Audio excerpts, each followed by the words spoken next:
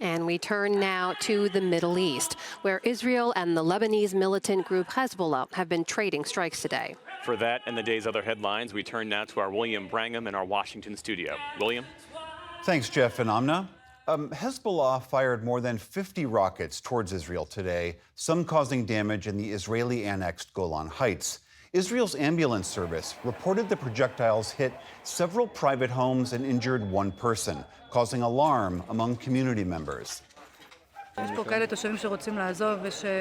the residents want to leave. Others are patriots who want to stay. But it cannot continue this way. Every sound of a door shutting makes us think it's a boom. This time, it wasn't a door, but a serious boom that cost us a lot.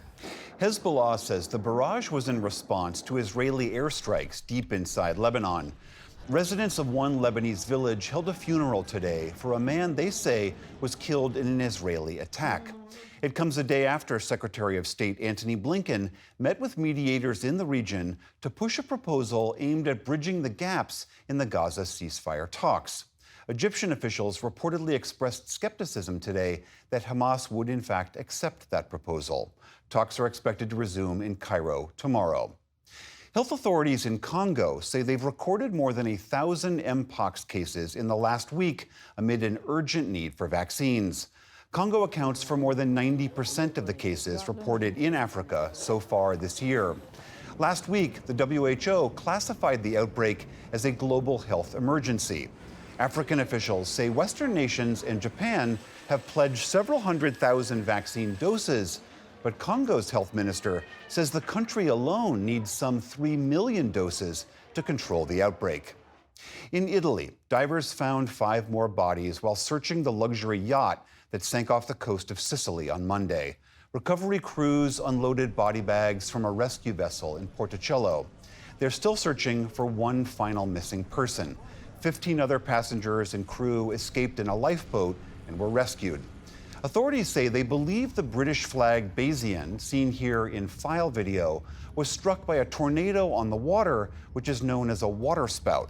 But questions remain as to why the yacht sank so quickly. Russian officials say that Ukraine launched one of its largest drone attacks on Moscow last night since Russia's invasion in 2022. Russia claims to have struck down 45 drones, including 11 over Moscow itself. There has been no independent verification of those figures. That comes as Ukraine digs in to defend the city of Pokrovsk in eastern Ukraine from Russian advances. Its capture would be an important victory for Russia as Ukraine pushes forward with its own incursion further north in Russia's Kursk region. In Moscow today, a foreign ministry spokesperson said Ukraine's military advances there undermine any chances for peace talks. Who will negotiate with them after this, after the atrocities, the terror that they are committing against peaceful residents, the civilian population, civilian infrastructure, and peaceful facilities? Ukraine's military claims to have taken nearly 500 square miles in Kursk since it first entered Russian territory earlier this month. Back here in the U.S., the economy added far fewer jobs last year and into 2024 than previously reported. In its revised data out today, the Labor Department said that there were 818,000 fewer jobs created between April of last year and this March. That's an average of 174,000 jobs per month, far fewer than the 242,000 that was initially reported. This downgrade follows a disappointing report last month and comes as the U.S. Federal Reserve considers whether to cut interest rates next month. On Wall Street today, stocks ended slightly higher after the Fed raised hopes of an interest rate cut next month. The Dow Jones Industrial Average added 55 points, inching closer to the 41,000-point level. The Nasdaq tacked on more than 100 points for a 9th win in 10 sessions. The S&P 500 also ended higher on the day. And we have 2 passings of note. New Jersey Congressman Bill Pascrell Jr. died earlier this morning.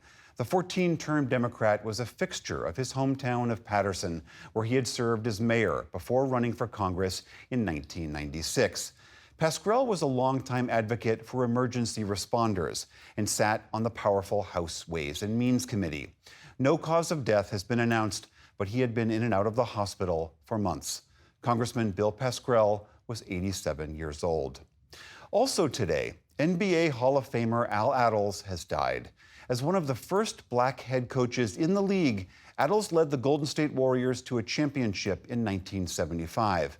Attles, seen here defending a pass in 1963, was known as the Destroyer for his particularly physical style of play. He spent 6 decades with the Warriors as a player, a general manager, and team ambassador. It is the longest stint by a player with the same franchise in NBA history.